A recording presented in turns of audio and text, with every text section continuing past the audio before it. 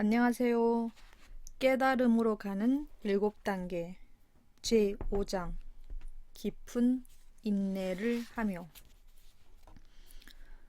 한 스승의 제자가 되기 위해서는 스승에 대한 절대적인 확신이 있어야 합니까? 어떻게 하면 오랜 기간 동안 홀로 있음을 즐길 수 있고 오래된 마음을 떨쳐버릴 수 있습니까? 마음속에선 그 잡히지 않는 깨달음과 지복에 대한 열망이 아직도 남아 있습니다. 그 욕망을 멈출 수가 없습니다. 이 욕망은 장애입니까? 그러나 실제를 깨닫게 될 때까지는 이 욕망은 계속 남아있게 되지 않습니까? 오늘 아침 당신은 우파니샤드의 성인들은 긍정적인 삶의 방식을 갖고 있고 붓다와 마하비라는 부정적인 삶의 방식을 갖고 있다고 말씀하셨습니다. 그렇다면 긍정과 부정 중에서 어느 것이 당신의 삶의 방식입니까?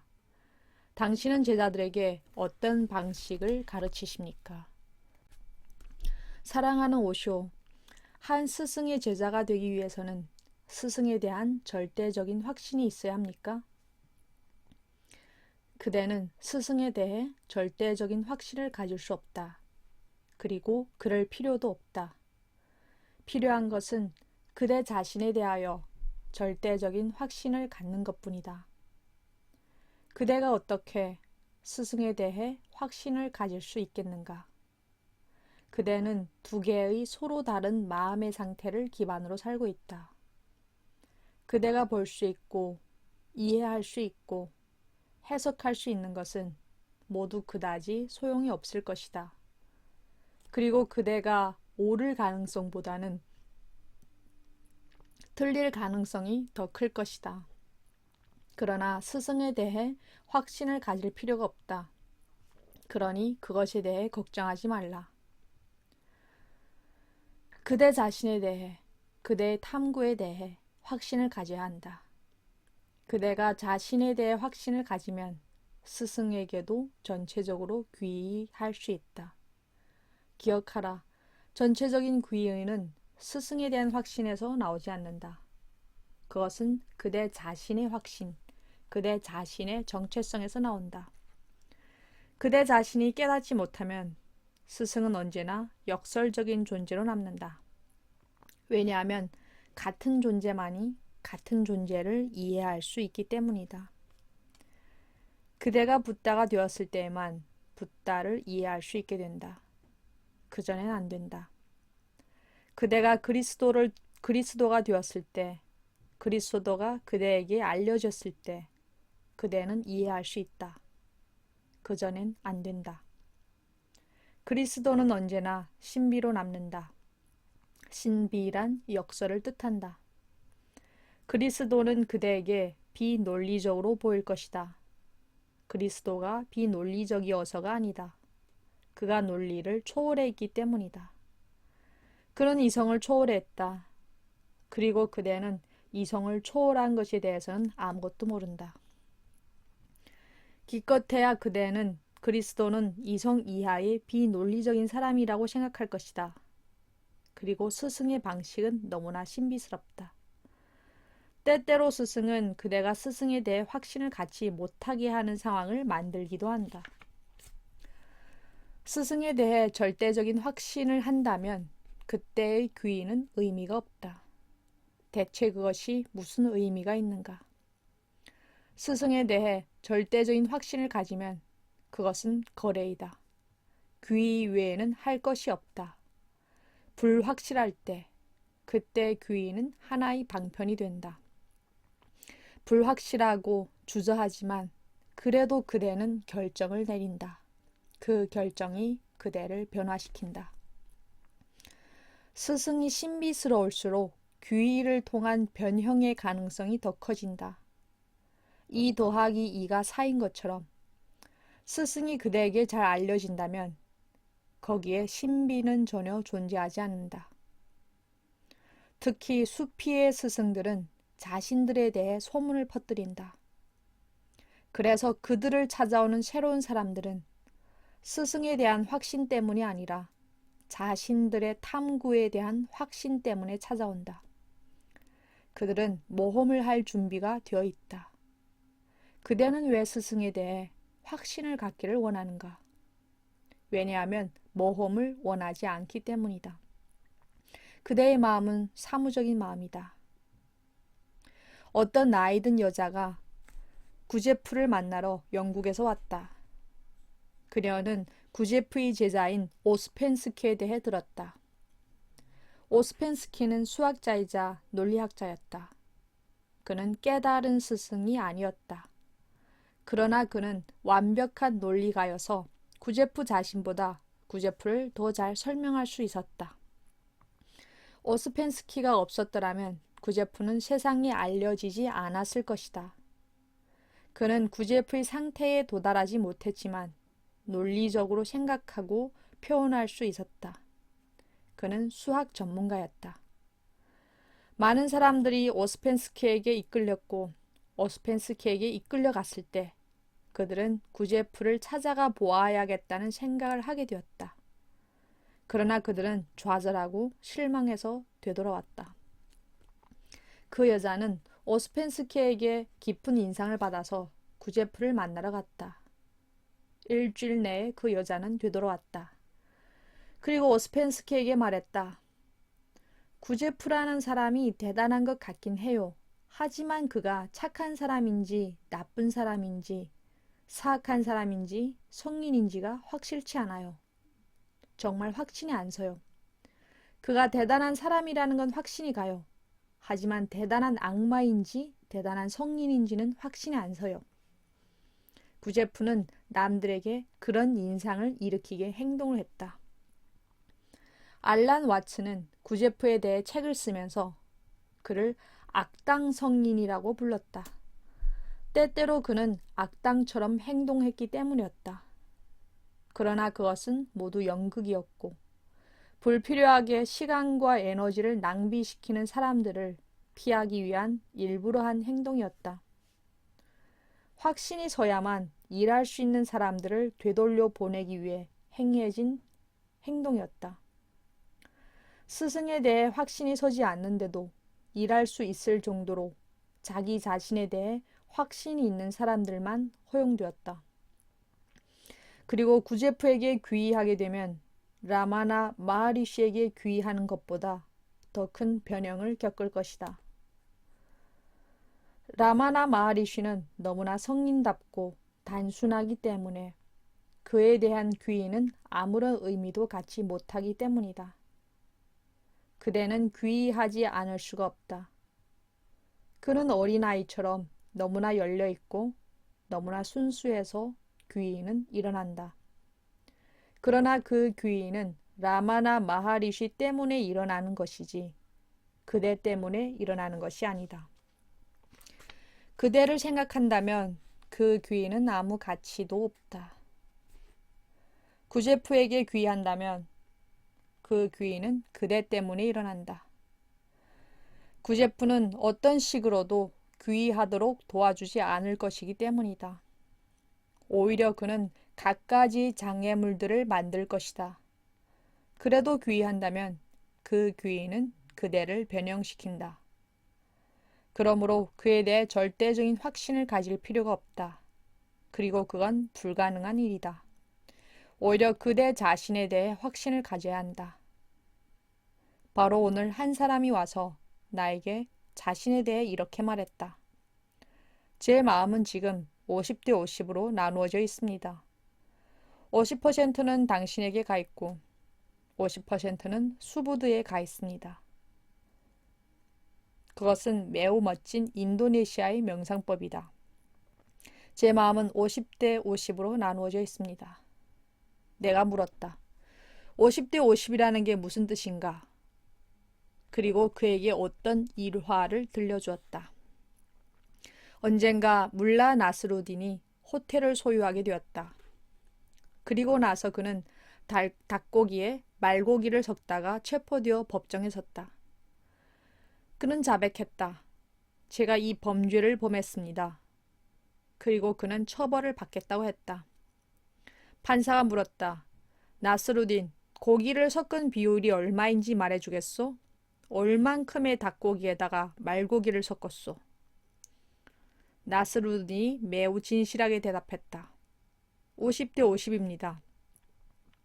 그러나 판사는 납득할 수 없어서 다시 물어보았다. 나스루딘, 50대 50이라는 게 무슨 뜻이오? 나스루딘이 대답했다. 금방 알 수 있습니다. 50대 50은 말 그대로 50대 50입니다. 말 한 마리에 닭 한 마리라는 이야기죠. 그래서 그것은 확실치 않다. 50대 50이란 무슨 뜻인가? 마음은 혼란스럽다. 분리를 하면 도움이 되지 않는다. 분리된 마음은 그다지 도움이 되지 않는다. 수부드이든 나든 100%의 마음을 갖고서 오라. 그 100%는 나나 바바크 수부드나 또 다른 사람에 대해 필요한 것이 아니라 바로 그대에 대해 필요하다. 그대는 100%의 마음을 갖고 여기에 와야 한다. 그래야만 일이 가능해진다. 그러면 어떻게 해야 하는가? 마음은 간교하다. 그대는 영리하다고 부르겠지만 마음은 간교하다. 마음은 계산만 하지 모험을 하지 못한다. 그런 이유 때문에 그대는 수많은 삶 동안 이리저리 방황했던 것이다. 그대는 붓다 근처에도 예수 근처에도 있었다. 무하메드도 보았다. 그대는 많은 스승들을 만났다. 그러나 그대의 그 영리함 때문에 그대는 그들을 지나쳤다. 영리함은 어리석음이다. 심지어 붓다와 함께 있을 때에도 그대는 계산한다. 그대가 무엇을 계산할 수 있겠는가? 삶은 굉장한 신비이다. 논리로는 삶을 설명할 수 없다. 그리고 붓다 같은 사람은 너무나 신비스러워서 그대가 어떤 결론을 내리든 그것은 모두 틀린 것이 될 것이다. 그리고 결론을 내렸을 쯤에는 붓다는 이미 변해 있을 것이다. 그대가 결정을 내렸을 때에는 붓다는 이미 이전과 같지 않다. 왜냐하면 붓다는 흐르는 강이기 때문이다. 결론을 내리느라 시간이 걸릴 것이고 그대는 그를 놓칠 것이다. 종교는 도박사처럼 모험을 할 줄 아는 사람들을 위한 것이다. 그대가 도박사라면 무언가가 일어날 수 있다. 그러나 그대가 사무적인 사람이라면 어느 것도 가능하지 않다. 그대의 탐구에 대해 확신을 지니라. 그대가 정말로 탐구하고 있다면 두려워하지 말라. 그리고 나는 다시 말한다. 가짜 스승과 함께 있을지라도 그대는 아무것도 잃지 않을 것이다. 그런 일이 일어났다. 티벳 신비가 중에 한 명인 마르파는 스승을 찾고 있었다. 그는 진짜 스승이 아닌 가짜 선생에 불과한 깨닫지도 못한 한 스승을 찾아냈다. 마르파는 그에게 질문했다. 저는 어떻게 해야 합니까? 가짜 스승이 대답했다. 나에게 귀의하라. 전체적으로 귀의하라. 마르파가 대답했다. 귀의했습니다. 저는 귀의했습니다. 이제 무엇을 해야 합니까?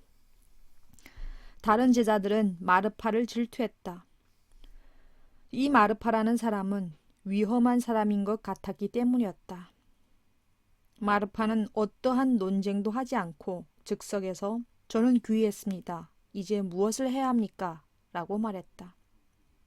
그가 수제자가 될 것이다. 그는 이미 수제자가 되었다. 그는 지금 막 도착했고 그들은 이미 수년 동안 스승의 시중을 들고 있었지만 그에게 그 자리를 빼앗겼다. 그들은 질투를 하며 스승에게 말했다. 귀의는 쉬운 것이 아닙니다. 귀의는 매우 어려운 것입니다. 수년 동안 우리는 일했지만 아직도 우리는 전체적으로 귀의하지 못했습니다. 이 마르파라는 사람은 속임수를 쓰고 있는 것 같습니다. 그러니 그의 귀의가 진짜인지 가짜인지 조사해 봐야겠습니다. 스승이 물었다. 어떻게 그것을 알아낼 수 있는가? 그들이 대답했다. 그에게 이 언덕에서 계곡으로 뛰어내리라고 말하십시오. 그가 뛰어내리면 그는 귀의를 한 것입니다. 뛰어내리지 않으면 그는 속임수를 쓰고 있는 것입니다. 어느 쪽이 되든 그들은 자기들이 이길 것이라고 생각했다. 뛰어내리면 그는 죽을 것이다. 뛰어내리지 않으면 그는 아슈람에서 쫓겨날 것이다. 그러나 그들은 마르파를 몰랐다. 그는 뛰어내렸다. 그들은 놀랐다. 그는 뛰어내려서 계곡에 앉아 있었다. 그에게 다가갔을 때 그들은 그것을 믿을 수가 없었다. 스승조차도 이런 일이 일어날 수 있다는 것을 믿을 수가 없었다. 그래서 스승은 생각했다. 그가 살아남은 것은 아마도 우연일 것이야. 그는 마르파에게 물었다. 어떻게 그런 일이 일어났느냐? 마르파가 대답했다. 저는 모르겠습니다. 스승님이 알고 계시지 않습니까? 저는 스승님에게 귀의했을 뿐입니다. 이제 모든 것은 스승님에게 달렸습니다. 저는 무슨 일이 일어나는지 모릅니다. 그러나 이런 기적이 일어났습니다. 스승님께서 이런 기적을 보여주셨습니다. 그 가짜 스승은 자기는 아무것도 하지 않았다는 것을 잘 알고 있었다. 그는 어떠한 기초도 몰랐다. 아마 그것은 우연이었을 것이다. 그래서 또 다른 상황을 하나 더 만들었다. 그때 집 한 채가 불에 타고 있었다. 그래서 그들이 말했다. 들어가라. 마르파는 즉시 들어갔다. 집이 모두 불타버렸다. 그들은 불이 꺼질 때까지 무슨 일이 일어났는지 알지 못했다. 불이 꺼지자 그들은 안으로 들어갔다. 집 곳곳이 불타 있었다. 모든 것이 못쓰게 되었다. 그런데 마르파는 명상에 잠긴 채 앉아 있었다. 땀조차 흘리지 않았다. 그래서 스승이 물었다. 마르파, 또 어떻게 해냈느냐? 그가 대답했다. 저는 모릅니다. 스승님, 그것은 당신입니다. 제 신뢰가 성장하고 있습니다. 스승님은 기적입니다. 그러나 우연한 일은 2번 일어날 수 있다. 불가능해 보이는 것도 가능할 때가 있다. 그래서 그들은 생각했다. 다시 한번 해보아야 합니다. 그래서 그들은 마르파에게 강 위를 걸어가라고 했다. 강은 넘쳐 흐르고 있었다. 그들은 말했다. 물 위를 걸어가라. 그리고 마르파는 걸어갔다.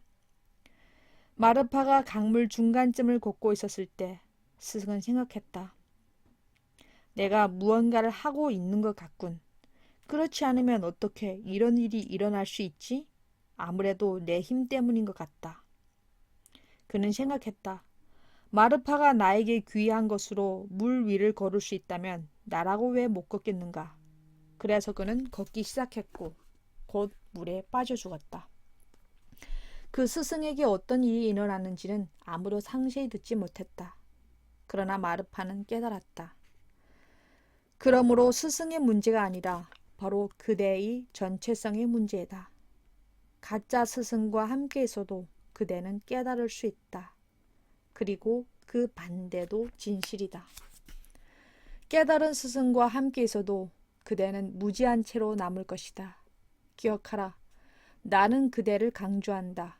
그래서 나는 사이바바에게 가지 말라, 바바크 수부드에게 가지 말라고 말하지 않는 것이다. 그런 것은 중요하지 않다. 아무 곳이라도 가라. 단 전체적으로 가라. 2번째 질문. 사랑하는 오쇼, 당신은 숲에서 홀로 있음에 잠겨 침묵하고 평화로워지는 사람들의 이야기들을 종종 말씀해 주십니다. 그러나 홀로 있음은 대부분의 현대인들을 걱정스럽게 하고 우울하게 만드는 것 같습니다. 그리고 홀로 있음으로 인해 사람과 사귀고 싶은 열망이 생깁니다. 마음이 사라지는 대신 우리는 그 마음을 더 예리하게 깨닫게 되고 그것에 더욱 사로잡힙니다. 어떻게 하면 이것을 극복할 수 있습니까? 어떻게 하면 오랜 기간 동안 홀로 있음을 즐길 수 있고 오래된 마음을 떨쳐버릴 수 있습니까? 이 문제는 현대인의 마음에게는 새로운 것이 아니다. 이것은 언제나 그래왔다. 마음은 홀로 있을 때에는 존재할 수 없다. 홀로 있다는 것은 마음이 자살을 해야 한다는 의미다. 마음은 그것은 살인이라고 걱정한다.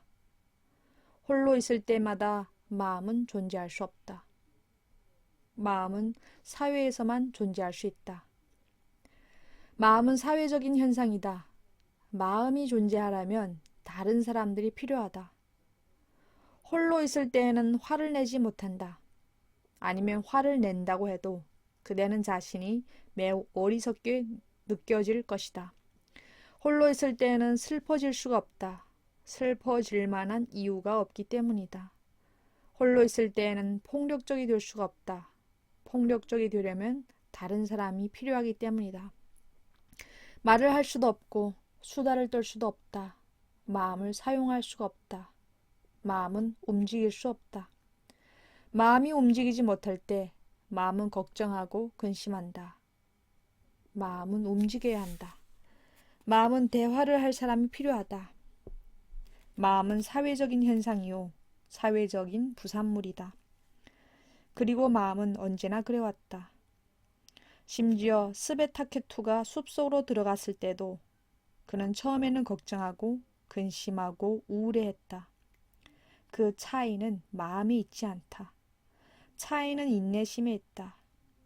마음은 현대인의 마음이든 옛날 사람들의 마음이든 항상 같다. 그러나 옛날 사람들은 인내심이 더 많았다. 그들은 기다릴 수 있었다. 그대는 인내하지 못한다. 그것이 문제다. 그들은 시간을 의식하지 않았지만 그대는 시간을 의식한다. 고대 세계, 특히 동양에서는 시간을 전혀 의식하지 않았다. 그래서 시계는 동양에서 발명되지 않은 것이다. 시계를 발명할 가능성은 인도보다는 중국이 더 높았다. 인도인들은 많은 것들을 해냈고 시계를 발명하는 것도 가능했지만 그들은 시간에 관심이 없었다. 현대인의 마음은 시간에 너무 관심을 기울인다. 왜인가? 그것은 기독교가 세상에 미친 영향의 일부이다. 기독교와 이슬람교와 더불어 세상은 시간을 의식하게 되었다. 거기에는 몇 가지 이유가 있다. 동양에서는 삶이 영원히 계속된다고 지금까지 믿어왔다. 그래서 서두를 필요가 없다. 그대는 계속해서 다시 태어난다. 수백만 번 그대는 태어났고 수백만 번 그대는 다시 태어날 것이다. 서두를 필요가 없다. 이번 삶이 마지막도 아니고 처음도 아니다. 삶은 긴 행렬이다. 그리고 그대는 언제나 그 가운데에 있다. 시작도 없고 끝도 없다. 그러니 시간에 대해 서두를 필요가 없다. 시간은 충분히 있다. 충분한 것 이상이다. 기독교에는 오직 하나의 삶만이 있다. 이번 삶이 처음이자 마지막 삶이다. 일단 죽으면 그대는 더 이상 시간이 없다. 수명은 기껏해야 70년 정도이다. 해야 할 일은 너무 많은데 시간은 너무 부족하다. 그래서 서양은 그토록 서두르는 것이다. 삶이 사라져 가고 있기 때문에 모든 사람이 달리고 있다. 매 순간 삶은 점점 더 줄어들고 있다. 시간은 지나가고 그대는 죽어가고 있는데 충족시켜야 할 욕망들은 많고 충족시킬 시간은 없으니 근심이 생긴다. 동양에서는 전적으로 달랐다. 티벳의 경전에는 서둘러 가야만 할 때라도 천천히 가라는 말이 있다. 서둘러 가야만 할 때도 천천히 가라. 그 경전은 달려가면 도달하지 못할 것이라고 한다. 앉아있으면 도달할 수 있지만 달려가면 놓칠 것이라고 한다. 수많은 삶이 영원히 이어지고 시간은 충분했기 때문에 인내가 가능했다. 서양에서는 오직 하나의 삶만 있다. 매 순간 삶은 죽음으로 변하고 있다. 어떤 것도 성취되지 못하고 어떤 욕망도 이루어지지 않는다. 모든 것이 불완전한 채로 있다. 그러니 어떻게 인내할 수 있겠는가? 어떻게 기다릴 수 있겠는가? 기다리는 것은 불가능해졌다. 단 한 번의 삶과 직선으로 흐르는 시간에 대한 이 두 가지 생각 때문에 기독교는 마음에 걱정을 만들었다. 이제 기독교는 전 지구에 영향을 미쳤다. 기독교에 의하면 시간은 원이 아니라 직선으로 움직인다고 한다. 어떤 것도 반복되지 않는다고 한다. 그래서 모든 것이 유일무이하다. 모든 사건이 단 한 번 존재한다. 전혀 반복되지 않는다. 시간은 원으로 움직이지 않는다. 시간은 수레바퀴처럼 움직이지 않는다. 모든 수레바퀴의 살은 다시 나타나며 계속해서 반복된다. 동양에서는 계절이 원처럼 순환하듯이 시간도 원으로 움직인다고 여겨진다. 여름이 한 번 오면 그 다음에 다시 여름이 온다. 그것은 언제나 그래왔고 앞으로도 계속 그럴 것이다. 동양의 시간 개념이 서양보다 더 진실에 가깝다. 왜냐하면 모든 운동은 원으로 움직이기 때문이다. 지구는 원으로 움직이고 태양도 원으로 움직이고 별도 원으로 움직이고 삶도 원으로 움직인다. 모든 운동이 원형으로 움직인다. 시간 역시 예외일 수 없다. 시간이 움직인다면 시간은 원으로 움직인다. 시간이 직선으로 흐른다는 생각은 완전히 잘못된 생각이다. 그런 이유 때문에 동양은 역사에 전혀 관심을 기울이지 않았던 것이다. 동양은 신화에는 관심을 기울였지만 역사에는 관심을 기울이지 않았다. 역사를 세상에 들여온 것은 서양이다. 그런 이유 때문에 예수는 역사의 중심이자 달력의 시작이 된 것이다. 우리는 그리스도 이전과 그리스도 이후로 시간을 측정한다. 그리스도가 모든 역사의 중심이자 최초의 역사적인 인물이 되었다. 붓다나 크리슈나는 역사적인 인물이 아니다.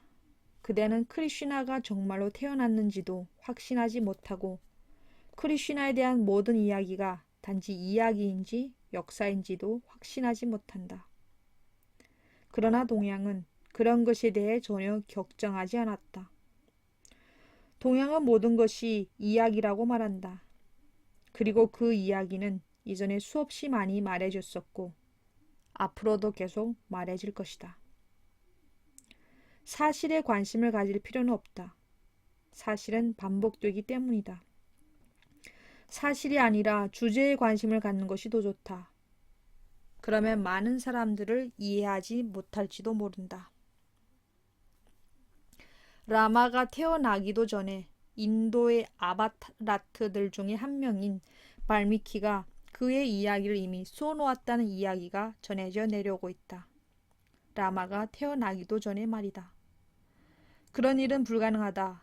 어떻게 그 사람이 아직 태어나지도 않았는데 그의 이야기를 쓸 수 있단 말인가? 그러나 발미키가 먼저 썼고 라마는 그가 쓴 대로 따라야 했다. 어떻게 그런 일이 일어났는가? 신비스러운 일이다. 그러나 동양의 시간 관념을 알게 되면 전혀 신비스러운 일이 아니다.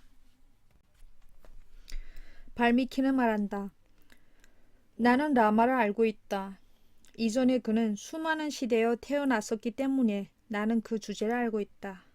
그 주제를 알고 있기 때문에 그의 이야기를 쓰는 것이다. 나는 근본적인 주제를 알고 있다. 그 이야기 안에는 비본질적인 것을 써놓을 것이다. 그리고 라마는 이렇게 생각했을 것이다. 왜 발미키의 이야기를 부정하는가? 왜 이 노인의 말을 부정하는가? 그의 말을 따르라. 그리고 그는 따랐다. 동양은 신화 속에서 산다. 신화란 반복적인 주제를 뜻한다. 근본적인 것은 언제나 신화 안에 있다. 서양에선 신화가 의미가 없다. 어떤 것이 신화라는 것이 증명되면 그것은 더 이상 의미를 갖지 못한다. 그것이 역사임을, 어떤 시대에 일어났던 일임을 증명해야 한다. 그것을 정확히 보여주어야 한다. 반복되지 않는 삶이라는 이 직선적 생각이 걱정을 만들어낸다. 그래서 홀로 침묵 속으로 들어갔을 때 그대는 걱정하게 된다. 그 걱정 중 하나는 시간이 낭비된다는 것이다. 그대는 아무것도 하지 않고 그저 앉아만 있기 때문이다. 왜 삶을 낭비하고 있는가? 그리고 이 시간은 다시 되돌릴 수 없다. 서양에선 계속해서 시간이 부이다 라는 생각을 가르치기 때문이다. 완전히 잘못된 생각이다. 부는 희소성에 의해 만들어지기 때문이다. 그러나 시간은 부족하지 않다. 경제학 전체가 희소성을 바탕으로 한다. 부족한 것이 있으면 그것은 가치 있는 것이 된다. 시간은 부족하지 않다. 시간은 언제나 있다. 그대는 시간을 다 쓸 수 없다.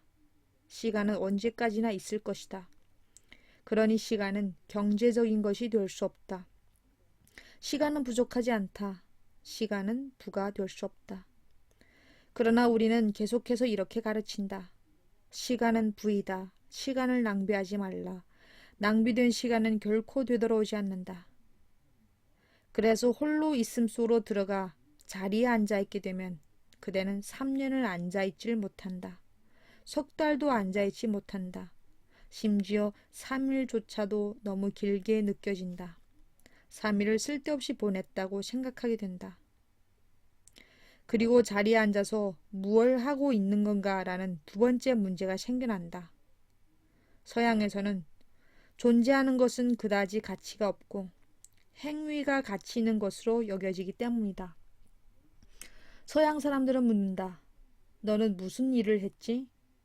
시간이란 무언가를 행하는 데에 쓰여져야 하기 때문이다. 서양인들은 비어있는 마음은 악마의 작업장이라고 한다.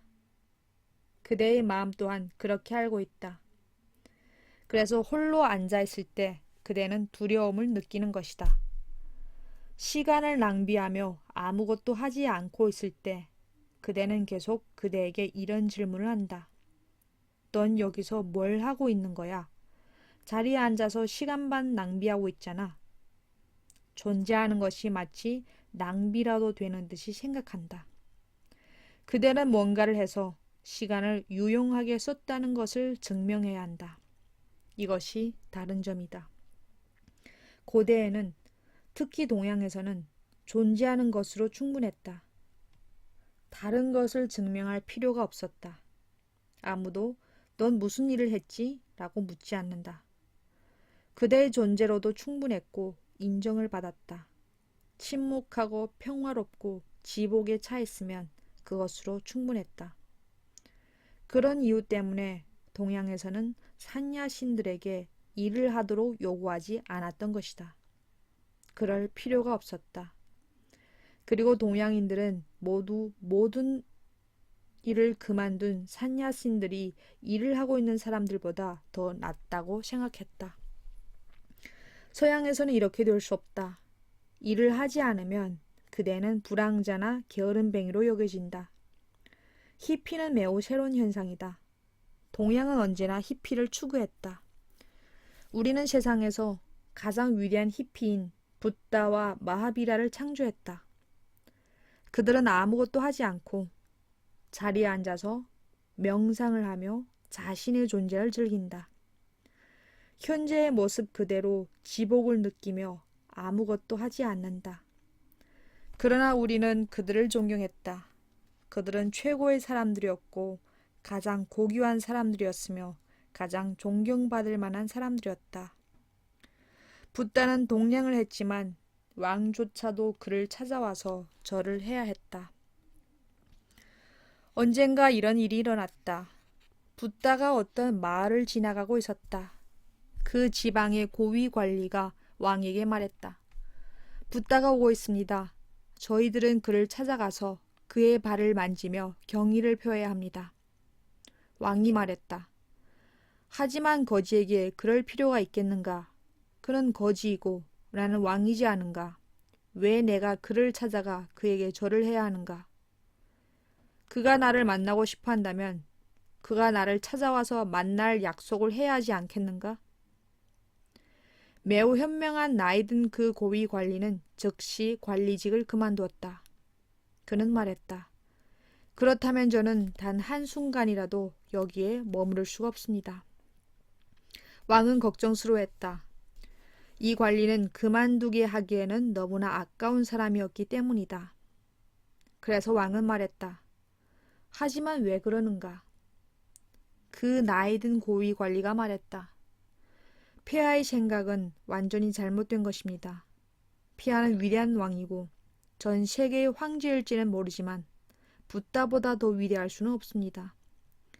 그는 모든 왕국을 버렸습니다만 폐하는 아직도 부와 명성과 권력에 사로잡혀 있습니다.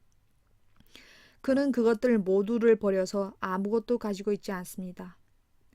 그리고 아무것도 없는 사람만이 가장 고귀합니다. 그는 더 이상 욕망하지 않기 때문입니다. 폐하께서는 붓다를 찾아가서 그에게 경의를 표해야 합니다. 그렇게 하시지 않으면 저는 이 자리를 그만두겠습니다. 단 한순간이라도 이 신성하지 않은 왕국에선 더 머물 수가 없습니다. 동양은 전적으로 다른 환경을 갖고 있었다. 존재하는 것으로 존중받았다. 아무도 당신은 무슨 일을 했습니까? 라고 묻지 않는다. 모든 사람은 단지 당신은 어떤 사람입니까? 라고만 물었다. 그 질문만으로도 충분하다.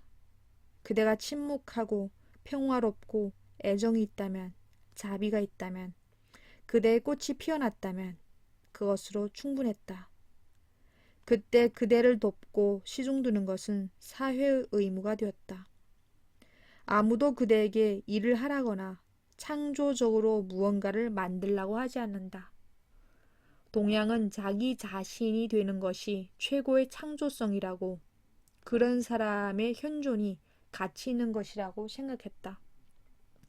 자기 자신이 된 사람은 몇 년이고 침묵이 될 수 있었다. 마하비라는 12년 동안 침묵했다. 그는 아무 말도 하지 않았고 마을에도 가지 않았으며 아무도 만나지 않았다. 그리고 그가 말을 하기 시작하면 사람들은 왜 전에는 말씀하시지 않았습니까? 라고 물었다. 그는 말했다. 침묵을 이루었을 때에만 말은 가치가 있다. 그렇지 않을 경우엔 말은 쓸모없다. 쓸모없을 뿐만 아니라 위험하다. 말을 함으로써 다른 사람들의 머리에 쓰레기를 쏟아버리기 때문이다. 그래서 나는 내면에서 말이 완전히 멈추었을 때에만 말을 하려고 노력했다. 내면의 대화가 사라졌을 때에만 나는 말을 하기로 했다. 그때의 말은 병이 아니다. 사람들은 기다릴 수 있었다. 동양은 환생을 믿었기 때문에 사람들은 기다릴 수 있었다. 제자는 스승을 찾아오면 제자는 30년 동안 아무것도 묻지 않고 스승이 무엇 때문에 왔는가 라고 물을 때까지 기다린다는 이야기가 전해지고 있다. 30년은 너무 길다. 한 사람의 인생이 다 쓰여진다. 그러나 30년 동의 기다림은 어떤 결과를 가져올 것이다. 서양에서 온 사람들은 나를 찾아와서 이렇게 말한다. 오늘 밤 떠나려고 합니다.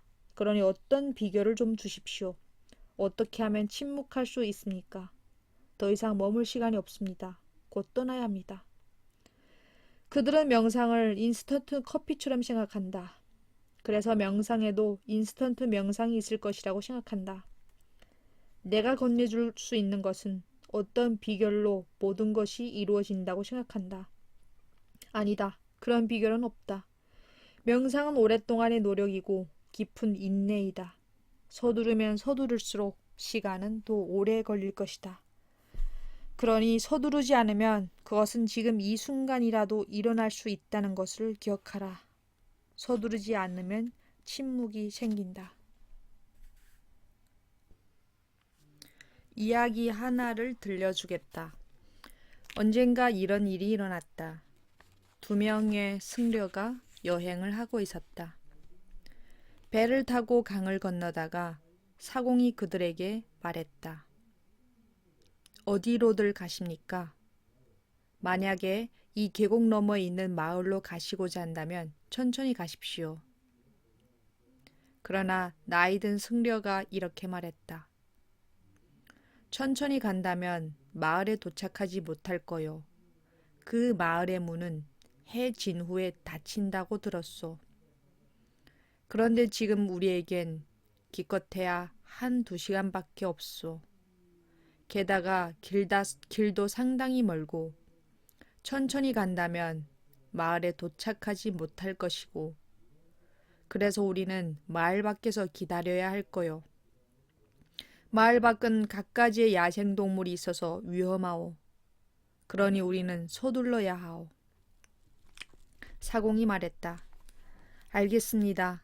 하지만 이건 제 경험입니다만 천천히 가는 사람들은 거기에 도착합니다. 다른 승려가 그 말을 들었다. 그는 나이가 어렸고 이렇게 생각했다. 나는 이 마을을 잘 모르니까 아마도 이 사공의 말이 옳을지도 몰라. 그러니 그의 말을 따르는 것이 좋겠어. 그래서 그는 천천히 느긋하게 걸었다. 마치 어디로도 가지 않는 것처럼 서두르지 않고 산책을 하듯이 걸었다.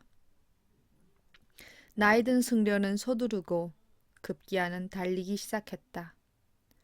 등에는 많은 경전들을 짊어지고 있었다. 그래서 그는 쓰러졌다. 무거운 짐을 지고 달려서 지쳤고 나이 든 데다 너무 서두르고 긴장해서 그는 쓰러졌다. 서두르지 않은 승려는 걸어서 마을에 도착했다.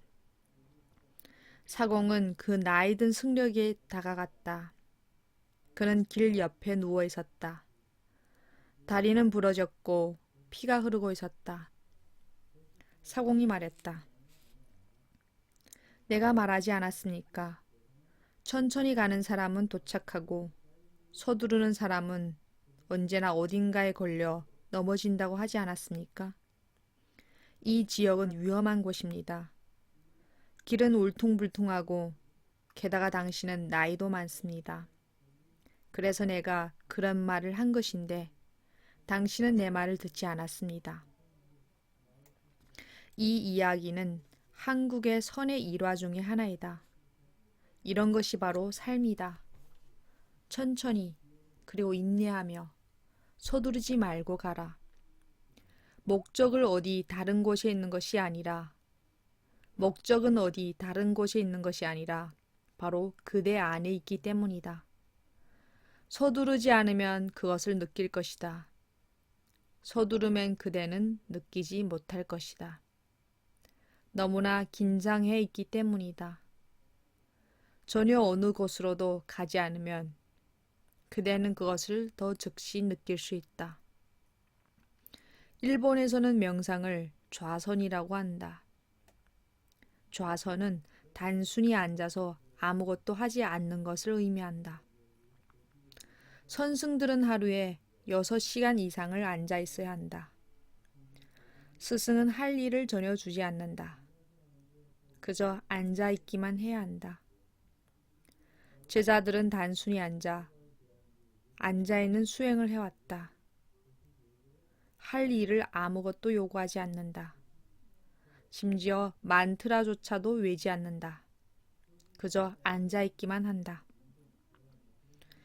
그것은 매우 힘든 일이다. 쉬워 보일지 모르지만 매우 힘들다. 왜냐하면 마음은 해야 할 어떤 일을 요구하기 때문이다. 마음은 계속해서 이렇게 말한다. 왜 그래? 왜 시간을 낭비하고 있지? 왜 계속 앉아 있는 거야? 단순히 앉아 있는 것만으로 무슨 일이 일어날 것 같아? 그러나 3년이 넘는 동안 구도자들은 앉아 있다. 그러면 마음은 점점 묻지 않게 된다. 마음은 더 이상 쓸모 없어진다. 그대는 마음의 소리에 귀 기울이지 않는다. 마음은 그대에게 실증이 나서 더 이상 요구하지 않는다. 마음이 요구하지 않을 때 그대는 점점 그대 안에서 새로운 생명력을 깨닫기 시작한다. 그 힘은 언제나 있었지만 그대가 다른 일에 너무 정신이 팔려 있어서 그 소리를 듣지 못했고 느낄 수 없었다. 다른 일에 정신이 팔려 있지 않을 때 그대는 그것을 느끼기 시작한다. 마음은 언제나 문제거리와 외로움을 만들어낸다.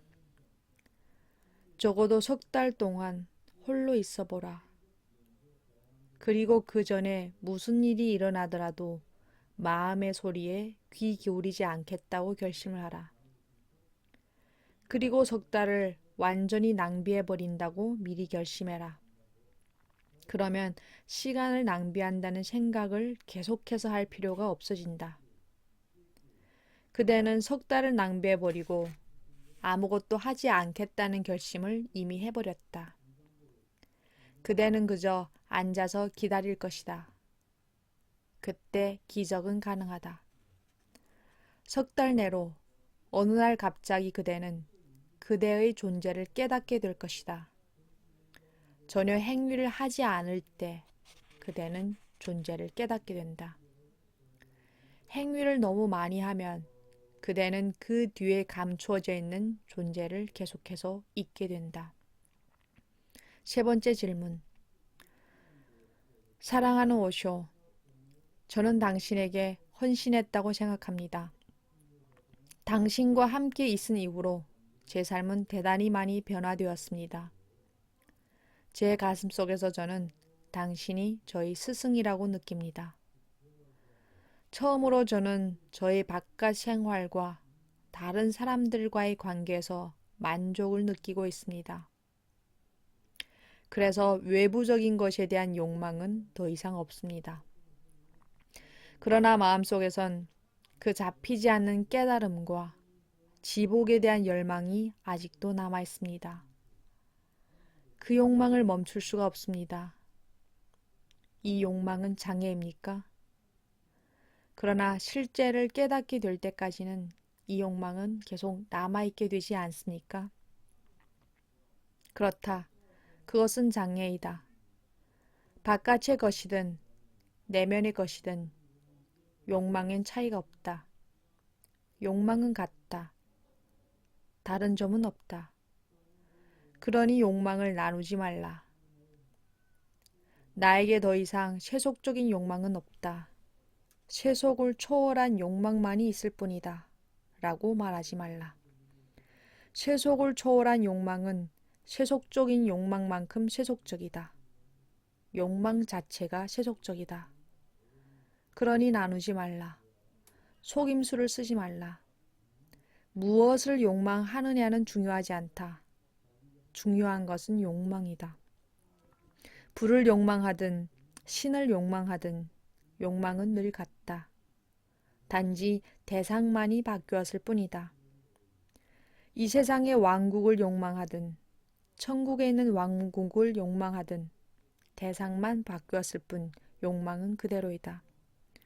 그 어떤 것을 욕망하든 욕망은 그대로이다. 욕망이 있으면 깨달을 수 없다는 말을 기억하라. 욕망을 버려야 한다. 그렇다면 어떻게 해야 하는가? 사실 해야 할 일은 아무것도 없다. 욕망은 고통을 야기시킨다는 사실을 더욱더 크게 깨달아야 한다. 이제 이 새로운 욕망은 고통을 야기시키고 있다. 전에는 다른 욕망들이 있었지만 그 욕망들을 버렸기 때문에 그대는 만족감을 느끼고 삶의 평화를 느낀다. 욕망들이 사라졌기 때문에 사람들과의 관계는 더 사랑스러운 관계가 되었다. 이제 이것을 깨닫도록 하라. 이전에 욕망들이 있었을 때는 그대는 만족하지 못했다. 그대는 좌절했고 질투와 화와 미움으로 가득 차 있었다. 관계는 어려워졌다. 관계는 고통과 괴로움이었다. 이제 그 욕망들이 떠났다. 그 욕망들이 떠난 자리는 평화로워졌다. 이제 새로운 고통을 만들고 있다는 것을 깨닫도록 하라. 언제 깨달음이 일어날까라는 고통을. 깨달음이 일어나지 않으면 그대는 만족하지 못한다. 붓다가 되지 못하는데 어떻게 만족할 수 있겠는가? 나는 언제 붓다가 될까? 불교 승려인 나가라주나는 붓다가 되려는 욕망이 붓다가 되는데 가장 큰 장애라고 말한 것으로 전해진다. 왜냐하면 붓다가 되겠다는 욕망을 버리지 않으면 결코 자신이 이미 붓다라는 사실을 알지 못하기 때문이다. 이 욕망이 사라질 때 불성이 나타난다. 불성은 있다. 이제 새로운 욕망과 함께 생겨나고 있는 새로운 고통을 느껴보라. 모든 욕망은 고통을 가져온다. 해야 할 것은 아무것도 없다. 그저 모든 욕망은 고통을 가져온다는 것을 깨닫도록 하라. 그것을 깨달으면 욕망은 사라질 것이다. 내면의 것이든 외부적인 것이든 모든 욕망이 사라진다. 어떠한 욕망도 없을 때 그대는 깨달았다. 바로 이 순간이 환희가 된다. 바로 지금 여기에서 그대는 목적한 것이 되었다. 그때 더 이상 고통은 있을 수 없다. 그러나 구분을 하지 말라. 마음은 간교해서 그대를 계속 속인다. 마음은 말한다. 좋다. 세속적인 욕망이 고통을 야기시킨다면 그 욕망들을 버리자. 나는 이제 비세속적인 욕망들에 대해 만족하겠다. 그래서 대상은 바뀌지만 욕망은 그대로 남아있다. 일화 하나를 들려주겠다. 뉴델리에서 이런 일이 일어났다. 어떤 네타지, 위대한 정치 지도자가 물라 나스루린을 법정으로 끌고 갔다. 그 위대한 지도자는 말했다. 이 사람 물라 나스루린은 사람들이 보는 앞에서 저에게 모욕을 주었습니다. 그런 나를 당나귀라고 불렀습니다. 그 정치 지도자는 권력가였다. 판사는 나스루딘에게 말했다. 그것은 좋지 않은 행동이오. 당신을 처벌해야겠소. 나스루딘이 말했다. 저는 정치 지도자를 당나귀라고 부르는 것이 위법인지 몰랐습니다. 정말 몰랐습니다. 그러니 한 번만 용서해 주십시오. 그러면 다시는 그런 짓을 하지 않겠습니다. 그래서 그는 용서를 받았고 정치 지도자도 만족해했다. 그리고 나서 나스루딘이 판사에게 물었다. 그러면 당나귀를 네타지라고 부르는 데에는 의의가 없습니까? 판사가 웃으며 말했다. 당나귀가 법정에 오지 않은 한 이의가 없어. 그리고 당나귀가 오지 않길 바라오. 당신이 그렇게 부르고 싶다면 아무 당나귀에게라도 네타지라고 부르시오. 거기엔 전혀 의의가 없어. 물라 라수리는 즉시 그 정치 지도자를 향해 돌아서면서 말했다. 네타지 잘 지냈어? 마음은 그대로이다. 대상은 계속해서 바꾸지만 마음의 특성은 그대로이다. 지도자를 당나귀라고 부르든 당나귀를 지도자라고 부르든 거기엔 아무런 차이도 없다. 부르는 것 자체를 멈춰야 한다. 바깥의 것에 대한 욕망이든 내면의 것에 대한 욕망이든 대상이 바뀌었을 뿐이다. 마음은 그대로이다. 내면의 욕망도 버려라. 외부적인 욕망을 버렸으면 내면의 욕망도 버릴 수 있다. 외부적인 욕망을 버림으로써 자신에 대해 깊은 만족감이 느껴진다는 것을 그대는 알고 있다. 그러면서 왜 이 새로운 욕망을 갖고 다니는가? 그 욕망도 버려라. 모든 욕망을 버릴 때 그대는 천국 자체가 된다. 그때 그대는 천국이고 모크샤이다. 욕망이 있으면 그대는 천국을 파괴하고 있다. 욕망에 너무 몰두해서 그대는 자신의 가장 깊은 중심, 자신의 가장 깊은 곳과 접촉할 수 없다. 마지막 질문. 사랑하는 오쇼, 오늘 아침 당신은 우파니샤드의 성인들은 긍정적인 삶의 방식을 갖고 있고 붓다와 마하비라는 부정적인 삶의 방식을 갖고 있다고 말씀하셨습니다. 그렇다면 긍정과 부정 중에서 어느 것이 당신의 삶의 방식입니까? 당신은 제자들에게 어떤 방식을 가르치십니까? 나는 삶에 대한 접근법이 없다. 아니면 그 두 가지 모두 나의 접근법이다. 나는 나누지 않는다. 나에게는 긍정 역시 부정과 마찬가지로 같은 목표로 이끌어 줄 수 있다. 그래서 나는 긍정이 유일한 접근법이라고 말하지도 않고 부정이 유일한 접근법이라고도 말하지 않는다. 두 가지 모두 접근법이다. 두 가지 모두 좋은 것이다. 내가 강조하는 것은 접근법이 아니라 제자이다. 그래서 나는 그대들 모두에게 이것을 혹은 저것을 일괄적으로 따라야 한다고 말하지 않는다. 나는 그대가 자신이 긍정적인 마음인지 부정적인 마음인지를 결정 내리기를 바란다. 긍정적인 마음을 갖고 있다면 긍정적인 길을 따르라. 부정적인 마음이라면 부정적인 길을 따르라. 여기엔 그 두 가지 형태의 사람들이 있다. 그런 이유 때문에 힌두교나 불교는 세계적인 종교가 될 수 없는 것이다. 지금까지 세계적인 종교가 될 수 있는 종교는 하나도 없었다.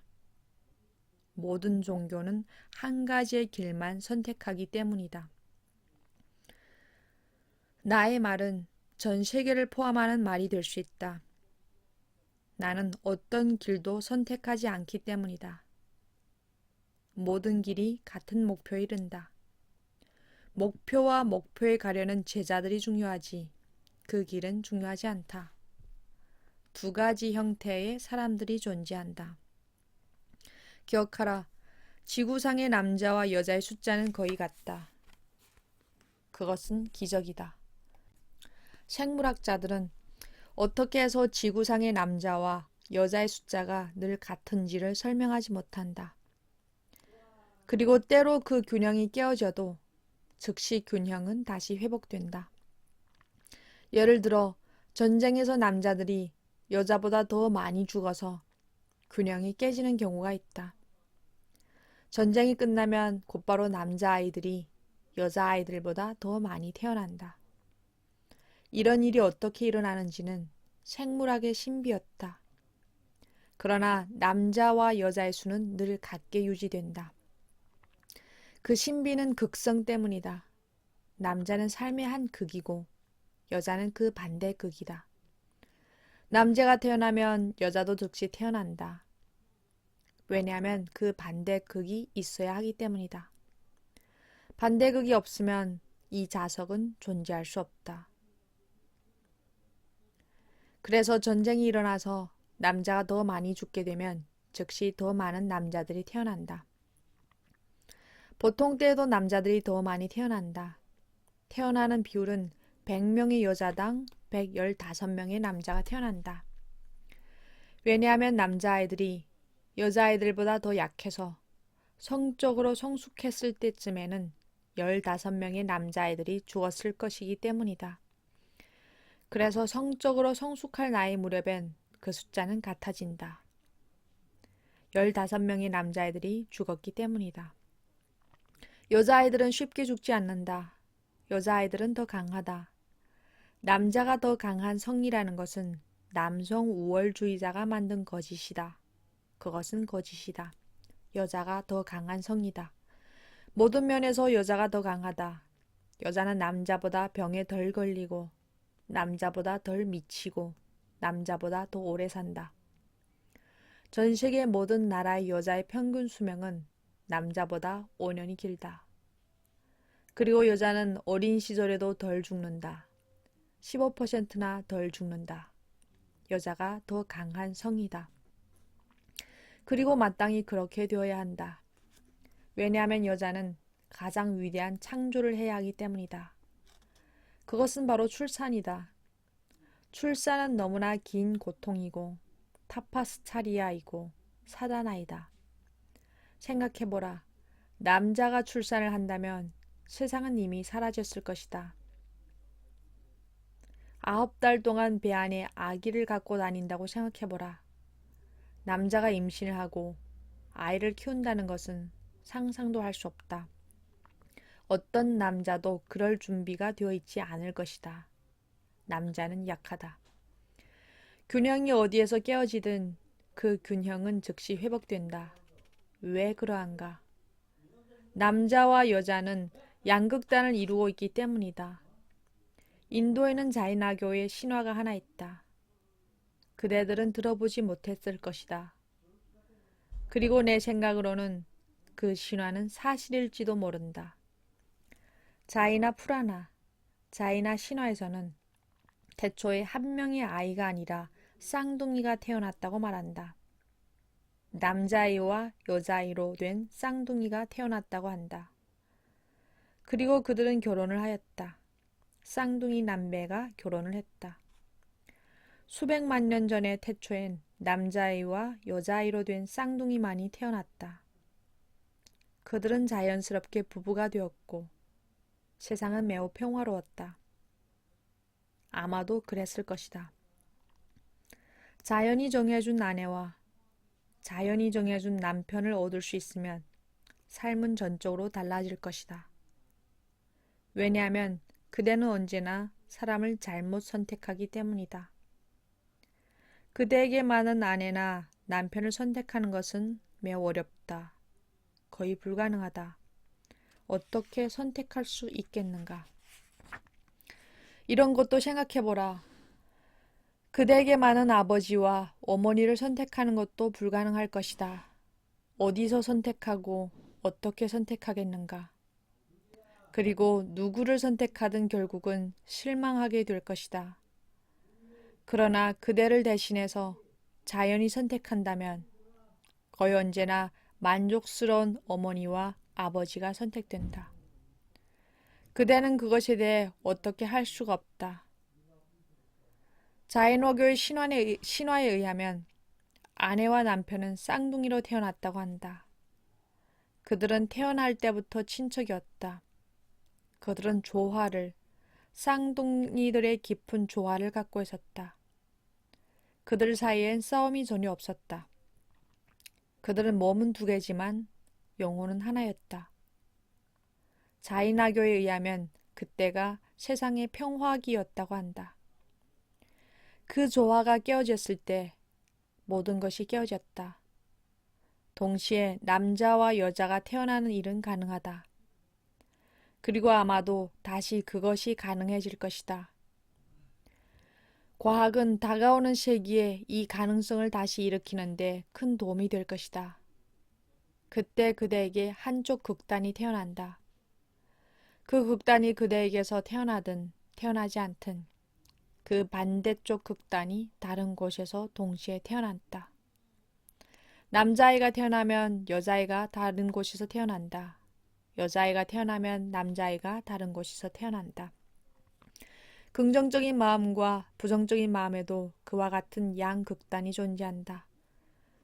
긍정적인 마음이 있으면 그 옆엔 언제나 부정적인 마음이 있다. 그 수는 언제나 같다. 그래서 세상의 반은 힌두교인이고 나머지 반은 불교인이다. 아니면 다른 식으로 이름 붙여도 된다. 어쨌든 반은 긍정적인 사람이고 반은 부정적인 사람이다. 나는 어떤 것도 선택하지 않는다. 누군가가 나에게 와서 남자와 여자 중에 누가 옳습니까? 라고 묻는다면 나는 둘 다 옳다고 말할 것이다. 그 둘 중 어느 누구도 따로 존재할 수 없기 때문이다. 그들의 조화가 옳은 것이다. 그래서 그대가 나에게 긍정과 부정 중에서 어느 것이 옳습니까? 라고 묻는다면 나는 둘 다 옳다고 말한다. 어느 것도 다른 한쪽 없이는 존재할 수 없기 때문이다. 그들의 조화가 옳은 것이다. 그런 이유 때문에 나의 말들은 너무나 모순적으로 보이는 것이다. 긍정적인 사람에게 이야기할 때와 부정적인 사람에게 이야기할 때는 서로 완전히 다르고 모순적이어야 하기 때문이다. 그리고 그들 둘이 만나게 되면 서로 혼란스러워할 것이다. 그러니 기억하라. 내가 그대에게 무언가를 말할 때 그것은 그대에게 말해준 것이다. 다른 사람의 말을 듣지 말라. 나의 말은 그대 개인에 대한 말이다.